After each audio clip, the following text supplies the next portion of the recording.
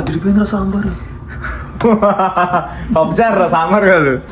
Hey guys, welcome to bachelors కొంపలో కుంపటి episode number 3. ఇవాళ మనం వండుకునేది టమాటా పప్పు. సో బ్యాచులర్స్ కి మోస్ట్ ఇంపార్టెంట్ థింగ్ ఏంటిదంటే చాలా ఈజీగా అయిపోవాలి, ఫాస్ట్గా అయిపోవాలి, టైం సేవ్ అవ్వాలి, మూడు ఒకటే. సో అందుకే ఇది చేస్తున్నా. సో ఇది చేయాలంటే ఫస్ట్ మనకు కావాల్సింది 6 టమాటాలు, ఒక ఆనియన్ అండ్ 2 cups ఆఫ్ పప్పు. అన్నీ ఒకేసారి కుక్కర్లో వేసి ఉడకబెట్టేసి దాని తర్వాత పోపేస్తే కర్రీ అయిపోద్ది. సో ఫస్ట్ ఆనియన్స్ చాప్ చేసి, టమాటాలు చాప్ చేసి, తర్వాత స్టవ్ వెలిగించి కుక్కర్ పెట్టాలి. అది నేను మళ్ళీ చూపిస్తాను.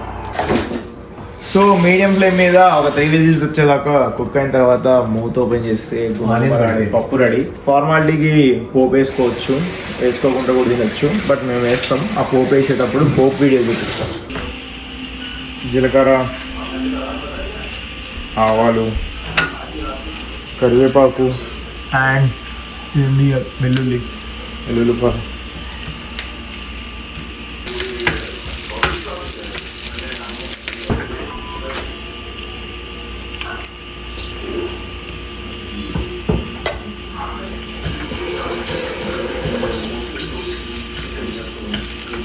సో పప్పు విజిల్ అయితే వచ్చేసింది. ఇప్పుడు నేను ఓపెన్ చేస్తా, లోపల ఎలా ఉందో చూద్దాం. మీరు ఎగ్జైటింగ్ ఉన్నారా? నేనైతే చాలా ఎగ్జైటింగ్ ఉన్నా.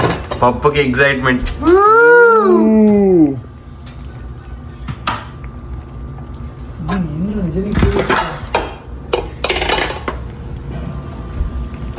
సో ఇది పప్పు చారు లెక్క చూడడానికి, బట్ పప్పు కూరే ఇది.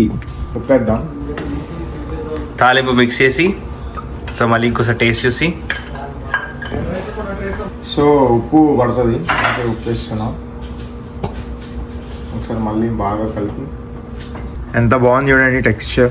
Wow, గుమ్మగుమ్మలాడుతుందా? అదిరిపోయిందిరా sambar.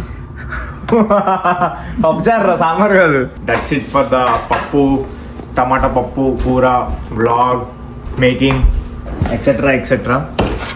Please do like, share and subscribe. Change guys. So పోపుకి వెల్లుల్లి కావాలి.